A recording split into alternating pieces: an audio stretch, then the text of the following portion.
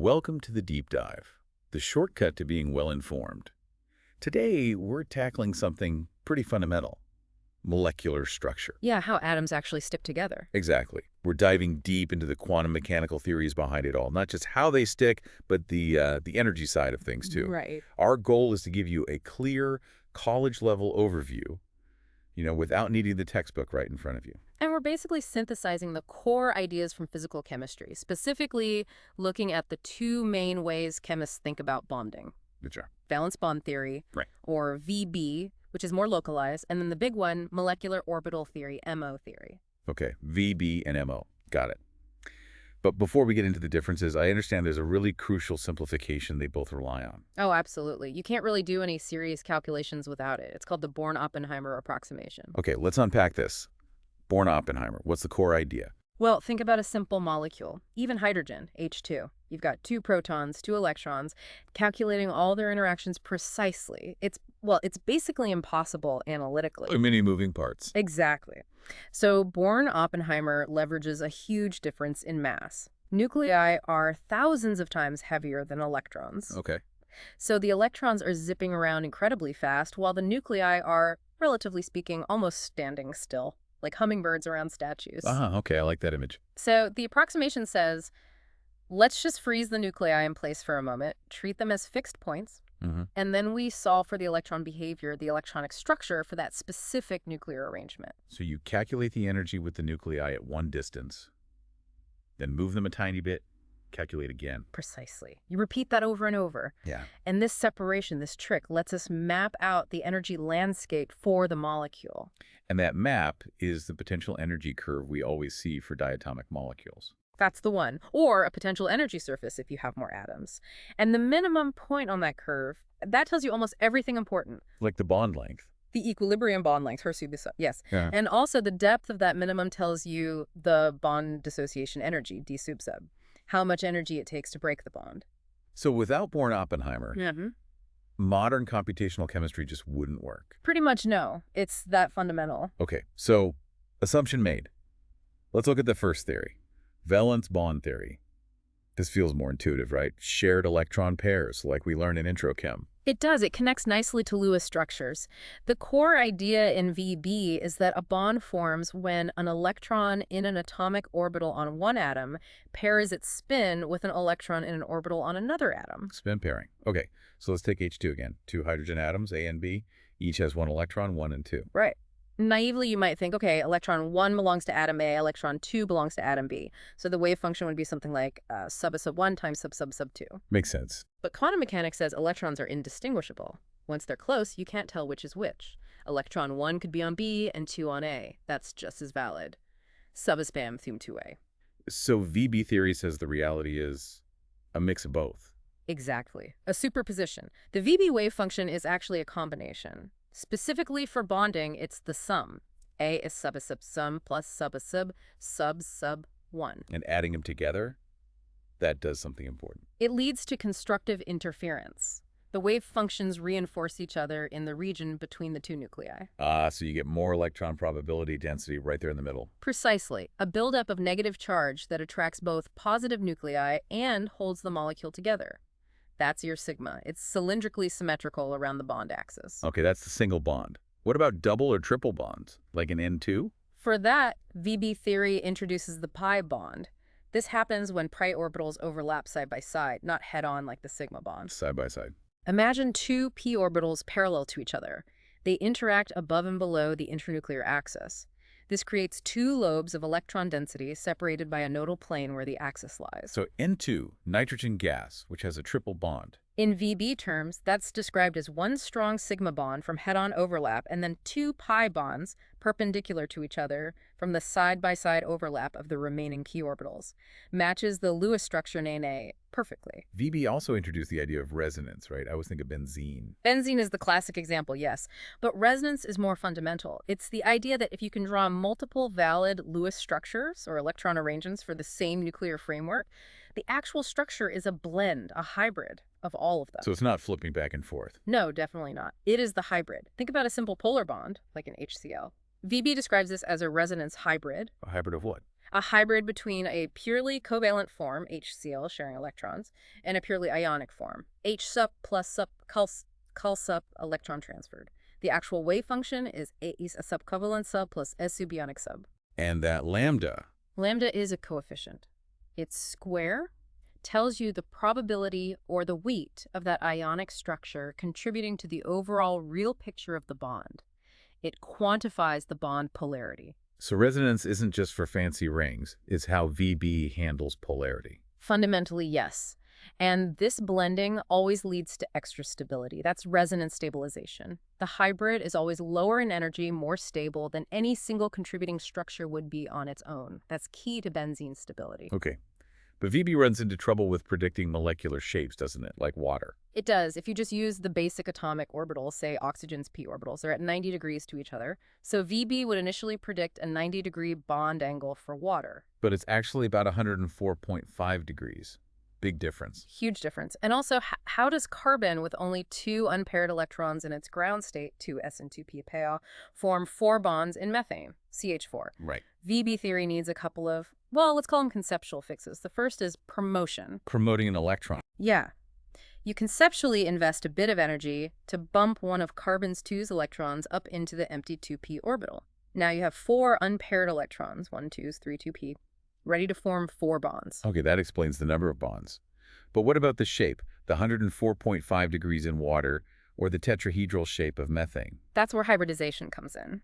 This is the idea that atomic orbitals on the same atom can mix together, or hybridize, to form new hybrid atomic orbitals that point in specific directions. Ah, so you mix the s and p orbitals. Exactly. For methane, needing 4 identical bonds pointing tetrahedrally, VB proposes mixing the 1,2s and the 3,2p orbitals on carbon. And I guess. 4 equivalent spool hybrid orbitals. They naturally point towards the corners of a tetrahedron with angles of about 109.5 degrees.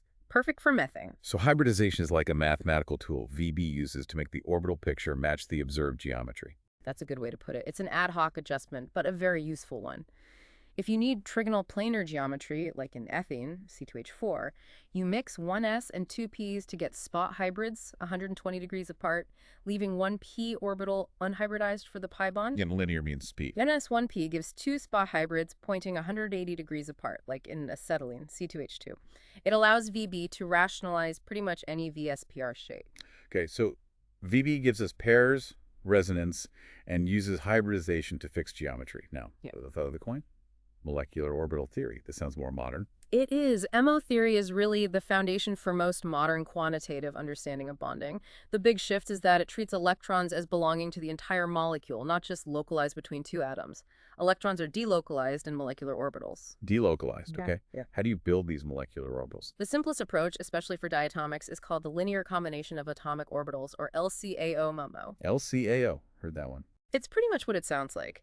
You approximate the molecular orbital by just adding or subtracting the atomic orbitals of the atoms involved, say sub-a-sub and sub-sub. So sub-a-sub plus sub-sub, or sub-a-sub, sub-sub, ignoring normalization for a second. Exactly. The plus combination, sub plus sub, represents constructive interference. Like in VB, this builds up electron density between the nuclei. This is the bonding molecular orbital. We often call it if it's symmetrical around the axis. Lower energy, more stable, holds things together. Right. The minus combination, sub-sub, represents destructive interference. The wave functions cancel out in the middle, creating a nodal plane 0 electron density between the nuclei. Ah, sounds bad for bonding. It is. This is the antibonding molecular orbital, often labeled sigma star. It's higher in energy than the original atomic orbitals. Placing electrons here actively destabilizes the molecule. Now, I remember hearing something specific here, that the antibonding orbital isn't just destabilizing, it's more destabilizing than the bonding orbital is stabilizing. Why is that? That's a crucial point, yes. The antibonding orbital energy goes up more than the bonding orbital energy goes down. Okay, why? It's partly due to electron repulsion being greater when density is forced away from the internuclear region, but also kinetic energy. That node forces the wave function to curve sharply, and higher curvature means higher kinetic energy, according to quantum mechanics. This extra push pushes the nuclei apart more strongly than the bonding attraction pulls them together. So if you fill both the SO and S orbitals equally, like if you tried to make helium dimer, here's. The net effect is repulsive. the destabilization wins. That's why he doesn't form a stable molecule. You need more electrons in bonding MOs than anti-bonding MOs. Makes sense. And filling these MOs, we just use the same rules as for atoms. Yep. The Aufbau principle, fill lowest energy first. The Pauli exclusion principle, max 2 electrons per orbital, opposite spins. And Hund's rule, fill degenerate orbitals singly first with parallel spins. And for molecules with identical atoms like NO or ORO, there are those extra symmetry labels, or G and U. Right. Gerard and Underoud. It's about inversion symmetry. If you imagine inverting the orbital through the center point of the molecule. Like reflecting everything through the midpoint. Exactly. If the sign of the wave function stays the same after inversion, it's Gerard, or G even. If the sign flips, it's ungerade, or U, odd. Sigma bonding orbitals are usually G, sigma star usually U, pi bonding or U pi star or G. It helps classify them. Okay, so we fill up these MOs, bonding and anti-bonding, and that lets us calculate something really useful, the bond order. Yes, the bond order, B, is a fantastic measure of the net bonding. It's simply half the difference between the number of electrons in bonding orbitals, N, and the number in antibonding orbitals, N. So B equals pi half N, N. Half the net bonding electrons. Right. For N euros, you fill up the MOs, count electrons, and you find B, pi half 10, 4 equals 3, a bond order of 3. Which matches its triple bond perfectly. Higher bond order means stronger, shorter bond. Generally, yes. It correlates very well with bond strength and bond length. Bond order 0 means no stable bond, like in Hürriyeh-Bowen. Now, the classic test case, the molecule that really showed MO theory's power over VB theory, oxygen, OO. Ah, yes, the O story is a great one. VB theory, using Lewis structures, draws a double bond for O or O. O-O. Yeah. All electrons paired up. So VB predicts ORO should be diamagnetic, repelled by a magnet. Correct. But experimentally, oxygen is paramagnetic. It's attracted to a magnetic field. Quite strongly, actually. VB theory had no simple explanation for this. So how does MO theory explain it?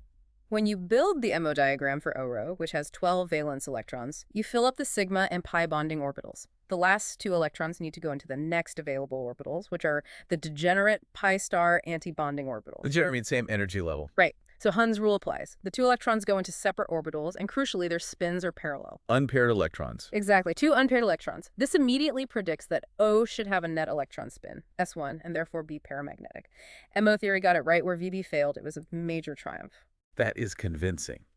And we can actually experimentally see these molecular orbital energy levels you're talking about. We can, using a technique called photoelectron spectroscopy, or PES. PES. Okay, how does that work? It's clever. You shine high-energy photons, usually UV light or X-rays, onto your sample. The photon energy is high. Planck's constant times frequency. Got it. If that energy is high enough, it can knock an electron completely out of one of the molecule's orbitals. Ionize the molecule. Right. And the ejected electron flies off with some kinetic energy, E sub sub, which we can measure very precisely. Okay. The key insight is conservation of energy. The energy of the photon that went in must equal the energy needed to remove the electron, the ionization energy, sub sub, plus the kinetic energy the electron has left over, E sub sub. So high is sub sub plus E sub sub. We know high, we measure E sub sub, so we can find a sub sub. Exactly. And you don't just get one ionization energy, you get a whole spectrum of them, because electrons can be knocked out of different molecular orbitals. Ah, so each peak in the PE spectrum corresponds to ionizing an electron from a specific MO. Precisely. And there's a theorem, Koopman's theorem, which says that approximately the ionization energy is sub sub for removing an electron from a specific orbital is equal to the negative of that orbital's energy, sub sub. Wow. So PEs directly maps out the energy levels of the molecular orbitals we calculate. That's pretty direct evidence. It really is. It provides experimental validation for the MO energy level diagrams. Okay, MO theory works great for identical atoms like NU or O. How does it handle molecules where the atoms are different? Heteronuclear diatomics like HF or CO. If we connect this to the bigger picture, the LCAO principle still applies. A sub C sub is sub D sub plus C sub sub sub sub, but now the atomic orbitals sub A sub and sub sub don't start at the same energy level. One atom is typically more electronegative than the other. Like fluorine is way more electronegative than hydrogen and HF. Right. Electronegativity means the atom holds onto its electrons more tightly, so its atomic orbitals are lower in energy. In HF, the F2p orbitals are much lower energy than the H1's orbital. So how does that affect the molecular orbitals formed? The resulting bonding MO is still lower in energy, but it's no longer an equal mix. The lower energy atomic orbital contributes more to the bonding MO. Meaning the electrons in the bonding MO spend more time near the fluorine. Exactly. The coefficient sub F sub will be larger than C sub sub in the bonding MO. Sub bond sub, C sub sub sub sub, plus C sub sub sub sub sub. The electron density is pulled towards the more electronegative atom. This is how MO theory naturally describes a polar covalent bond. And the antibonding orbital. It's skewed the other way. The higher energy atomic orbital, H1s in this case, contributes more to the antibonding MO. So this electronegativity thing is really central. We mentioned Pauling scale, but also Mulliken. Yeah, electronegativity is just that power to attract electrons in a bond. Pauling's scale is the most famous, derived empirically from bond energy data. Mulliken defined it more fundamentally based on atomic properties. The average of the atom's ionization energy and its electron affinity, suba sub Mulliken sub agrees half I plus is to be C sub, they measure the same underlying tendency. When doing these LCAO calculations, especially with different atoms or many atoms, how do we know we found the best possible combination, best coefficients, like C sub S sub, C sub sub? That brings us to a cornerstone of quantum chemistry, the variation principle. Sounds important. It is. It provides the mathematical justification for how we optimize our calculations. The principle states if you calculate the energy of a system using any approximate trial wave function, the energy you calculate will always be greater than or equal to the true ground state energy of the system. It can never be lower. Okay, so the true energy is the absolute minimum possible. Exactly. So in the LCAO method, those coefficients, C sub A sub, C sub sub, etc., are treated as variable parameters. We use computational methods to systematically adjust these coefficients, trying to minimize the calculated energy of the resulting molecular orbital. Keep tweaking the mix until the energy can't go any lower. Precisely. When you find the set of coefficients that gives the lowest possible energy, the variation principle guarantees that this is the best approximation to the true molecular orbital that you can achieve with that particular set of atomic orbitals, that basis set. And does this optimization process tell us anything about which atomic orbitals interact best? It absolutely does. A key outcome is that the strongest bonding interactions, the biggest energy lowering, occur when the atomic orbitals that are combining have similar energies. That's why core electrons, like one's electrons, usually don't participate much in bonding. Their energy is way too low compared to the valence orbitals of the other atom. Exactly. And it's why the H1s and F2p orbitals interact strongly in HF. They're reasonably close in energy, while the F1's orbital is basically left alone. Okay, this makes sense for diatomics. But what about bigger molecules, polyatomics? Things get really complex fast. They do. The MOs now spread over all the atoms in the molecule. Finding the coefficients involves solving much larger mathematical problems, specifically involving something called secular determinants.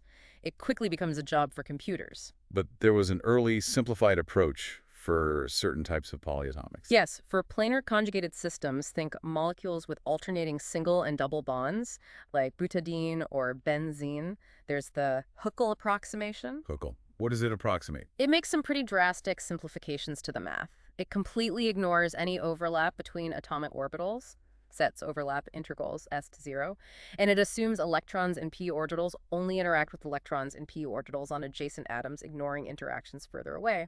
It also assigns just two parameters, an F for the energy of a p orbital and the meta Libby for the interaction energy between adjacent p orbitals. Sounds very simplified. Is it still useful? Remarkably so for understanding systems. It allows you to easily calculate the energy levels of the molecular orbitals. And critically, it lets you calculate the delocalization energy. Which is? It's the extra stability a molecule gains because its electrons are spread out, delocalized over the whole system compared to if they were stuck in localized double bonds. For benzene, the Hückel method predicts a large delocalization energy, 2 actually, which accounts for its unusual stability, its aromaticity. But those Hückel assumptions are pretty severe. What do chemists use today for accurate calculations on any molecule? Today, it's all about computational chemistry. The general approach is usually iterative, called the self-consistent field, SCF method. You guess the electron distribution, calculate the electric field it creates, use that field to calculate a new electron distribution, and repeat until the distribution stops changing until it's self-consistent. Okay, SCF. And within that, there are different levels of rigor. Exactly. Broadly, you have 1. Semi-empirical methods. These still simplify things, estimating some of the complex mathematical integrals using parameters derived from experimental data. Faster but less accurate. 2. Ab initio methods. Latin for from the beginning. These try to calculate everything from fundamental physics, evaluating all the necessary integrals numerically. Very computationally expensive, especially for large molecules. They often use mathematical functions called Gaussian-type orbitals, GTOs, to make the integrals more manageable. And the third type. I feel like I hear about this one a lot. That would be density functional theory, or DFT. DFT has become incredibly popular, kind of a sweet spot. Why? What's different about DFT? Instead of focusing on the incredibly complicated many-electron wave function, DFT focuses on the much simpler electron density. It's a function of just 3 spatial coordinates, not 3 n coordinates like the wave function for n electrons. There's a theorem proving that the ground state energy is uniquely determined by this density. So calculating based on density is easier? Yeah. Faster? Much less computationally demanding than high-level ab initio methods, but often gives results of similar accuracy. It's become the workhorse for a huge amount of computational chemistry research. And when these calculations are done, how do we visualize the results? It's not just numbers, right? Right. We often visualize the MOs themselves as isodensity surfaces, showing where the probability of finding an electron is constant. Or, perhaps even more useful for predicting reactivity, we generate electrostatic potential ESP surfaces. ESP maps. Yeah. These map the electrostatic potential created by the nuclei and electrons onto an electron density surface. They're usually color-coded. Red for regions of negative potential, electron-rich, attractive to positive charged selектrophiles, and blue for regions of positive potential, electron-poor, attractive to negative charges nucleophiles. So you can literally see where a molecule is likely to react. It gives you a powerful visual guide to chemical reactivity, grounded directly in the quantum mechanical calculations. So let's just quickly wrap up what we've covered in this deep dive.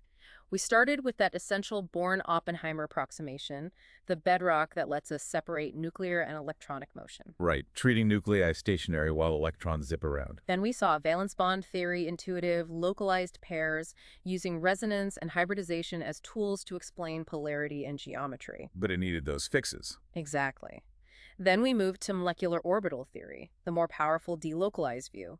Using LCAO, we built bonding and anti-bonding orbitals, filled them using standard rules, and calculated bond order. And MO theory nailed things like the paramagnetism of O-Euros and is backed up by experimental techniques like PES. And finally, we saw how these ideas extend to polar bonds using electronegativity, how the variation principle ensures we find the best computational solution, and how modern methods like DFT allow us to tackle complex polyatomic molecules and visualize reactivity using ESP maps. So when you boil it all down, understanding why molecules have the shapes, stabilities, and reactivities they do, it really comes down to how those electron waves, those atomic orbitals, interfere with each other across the molecule.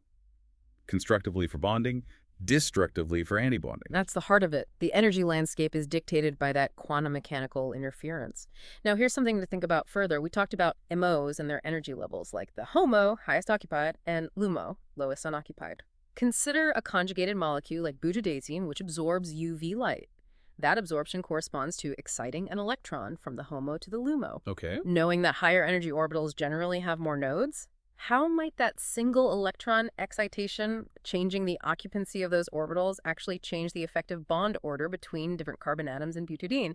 And how might that fleeting change in bonding influence its photochemical reactivity? Something to mull over. Interesting. How light itself can tweak the bonding picture. Definitely food for thought. Thank you for joining us for this deep dive into the fascinating quantum world of molecular structure.